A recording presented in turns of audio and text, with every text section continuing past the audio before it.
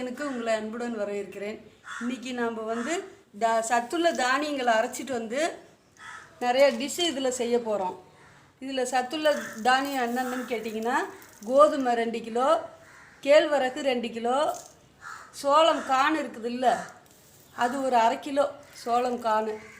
கின்னி பழம் விதை வீட்டில் இருந்ததுன்னா எடுத்து வச்சுக்கோங்க பத்திரமா. இந்தமாரி அரைக்கும்போது அதில் போட்டு நம்ம அரைச்சிக்கலாம்.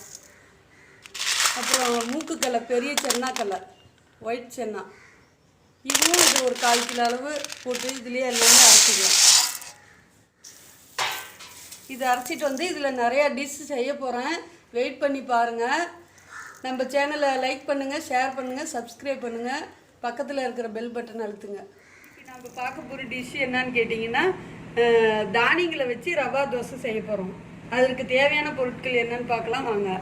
தானியங்களை அரைச்ச மாவு 1 கப்பு, அரிசி மாவு 1 கப்பு, ரவா 1 கப்பு, எண்ணெய் தேவையான அளவு, வெங்காயம் வந்து பொடி பொடியாக கட் பண்ணி வச்சுக்கணும், ஒரு ஆனியனை, பச்சை மிளகா 2 கட் பண்ணி வச்சுக்கணும் பொடியாக, கருவேப்பிலை கொத்தமல்லி பொடியாக கட் பண்ணி வச்சுக்கணும், மிளகு 1 ஸ்பூனு, ஜீரகம் 1 ஸ்பூனு. இதெல்லாம் தாளிச்சிக்கலாம். கடாயில் எண்ணெய் ஊற்றிக்கலாம்.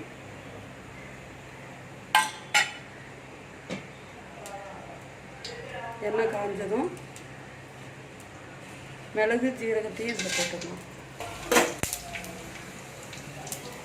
வெங்காயத்தை போட்டுக்கலாம். பச்சை மிளகாயும் போட்டுக்கலாம்.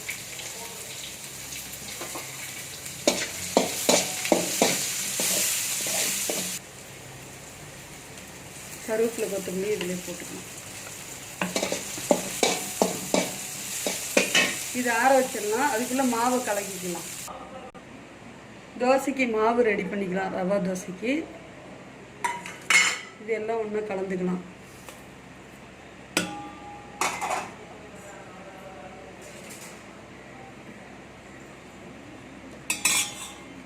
உப்பு தேவையான அளவு போட்டுக்கணும்.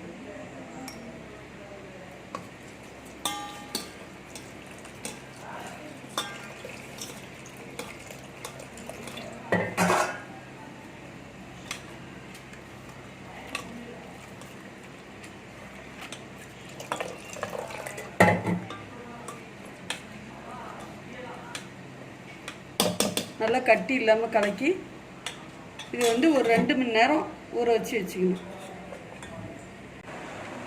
இதை நம்ம இதுலேயே கலந்துக்கலாம். வெங்காயம் வதக்குனது, கல் அடுப்பில் வச்சு தண்ணி இந்த அளவு நல்லா தண்ணியாட்டு இருக்கணும். மாவு இந்த அளவு கலக்கணும். கல் நல்லா ஹீட் ஆனதும் ஊற்றி அடுப்பு குறைச்சி வச்சிடணும். கல் காஞ்சிருச்சு. இப்போ நம்ம தோசையை ஊற்றிக்கணும். ஒவ்வொரு தடவை ஊற்றும் போதும் கலக்கி விட்டு ஊற்றணும்.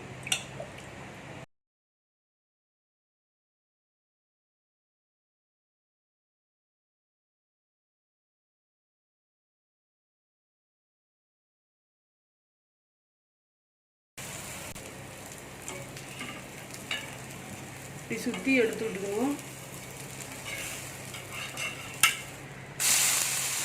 அது நல்லா கலராக வருது. ஒரு 2 மணி நேரம் ஊற வச்சதுனால இந்த கலர் நல்லா வரும். ரெடி ஆகிடுச்சு தோசை. பாருங்கள், தானியங்களை வச்சு அவ்வளோ டேஸ்ட்டாக இருக்கும் தோசை. உடம்புக்கும் ரொம்ப நல்லது. சட்னியை வச்சு, கார சட்னி வச்சு இதில் சாப்பிட்டா சூப்பராக இருக்குங்க.